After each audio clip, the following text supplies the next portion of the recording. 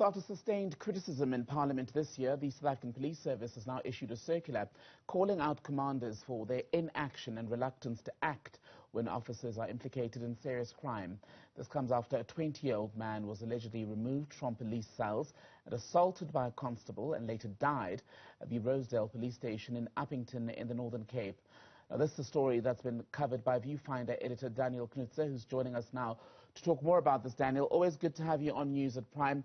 Tell us a bit more first about the circumstances of this 20-year-old man's death.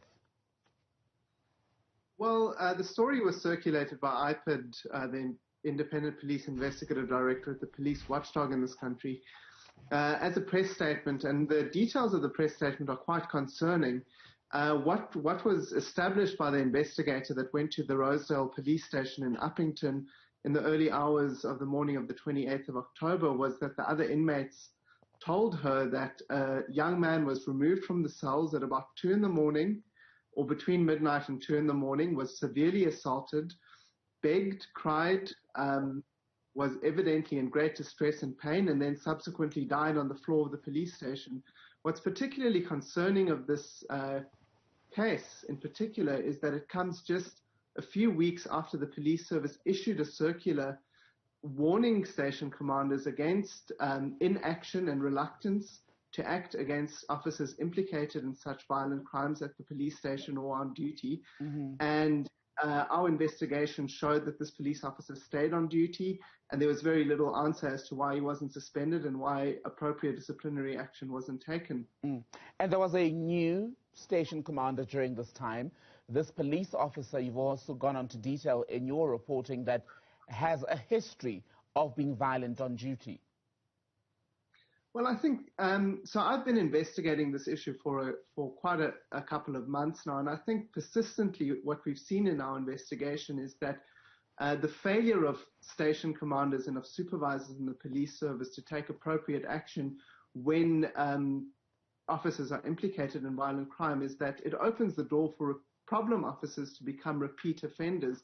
And I think in this instance, it was little surprise to us when we looked at the track record of the police station and when we looked at the profile and the track record of this individual police officer, that there were prior assault cases and in fact prior assault convictions in a departmental sense and currently an assault case on the court roll.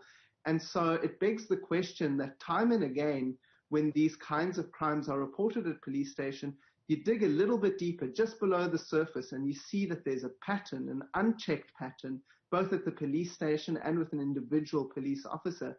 And that raises a question not about what happened at Uppington per se, but about the systemic failure of police management to exact command and control and to ensure that proper consequence management is enforced when officers are implicated in violent crimes, which sometimes, I must say, end in fatality, as seems to have been the case 2 weeks ago in Uppington. Let me ask you this then, Daniel.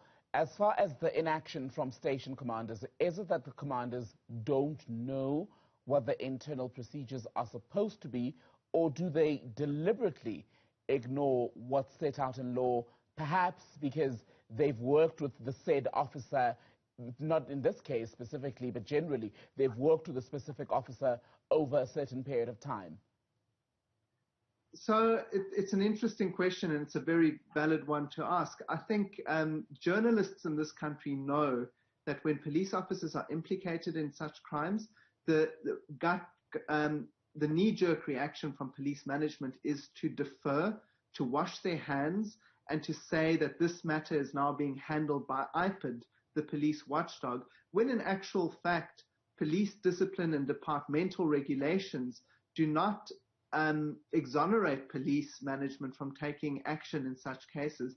And the circular that you mentioned at the beginning of your segment was in fact an attempt by head office in Pretoria to rectify this grey area or this ambiguity, this diversion or this deferment of responsibility from station commanders, and to say very emphatically that there is a proactive duty on station commanders and supervisors in the police service to take steps to investigate, to initiate inquiries into such misconduct, and to ensure that officers that are implicated and in fact have prima facie evidence against them are not allowed to remain on duty and to reoffend.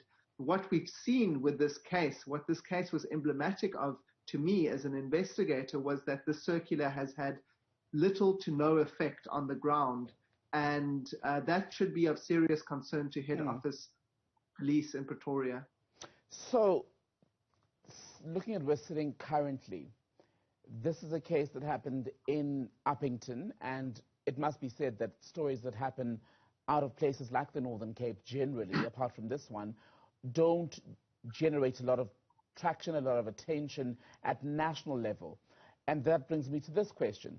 Is it easier for officers to get away with brutality and other abuses in certain parts of the country versus others, i.e. Uppington versus Johannesburg, let's say? I would say absolutely not. I think that where we see the greatest impunity is where we see the greatest concentration of cases reported to the watchdog, of violent cases against the police reported to the watchdog. We're talking about Cape Town, the Western Cape, specifically KwaZulu-Natal, specifically Gauteng. So the fact that this case came from the Northern Cape, to me, indicated that this is not an issue that we can corral or that we can isolate to the hotspot provinces of KwaZulu-Natal, Gauteng, the Western Cape, and to a lesser degree the Eastern Cape. Violence and the use of violence in the police service, or at least within a segment of the police service, seems to be pervasive. It seems to be cultural. It seems to be shared across the country. And the fact that this case is from Uppington, for me, was an indicator that because we hear less of violent allegations against police officers in the Northern Cape, doesn't necessarily mean the problem isn't one that is pervasive across the country. And that certainly is something that the national management of the police needs to look at in a very deliberate and systemic, with a deliberate and a systemic approach. Daniel, good to speak to you. Daniel Knutzer, editor at Viewfinder.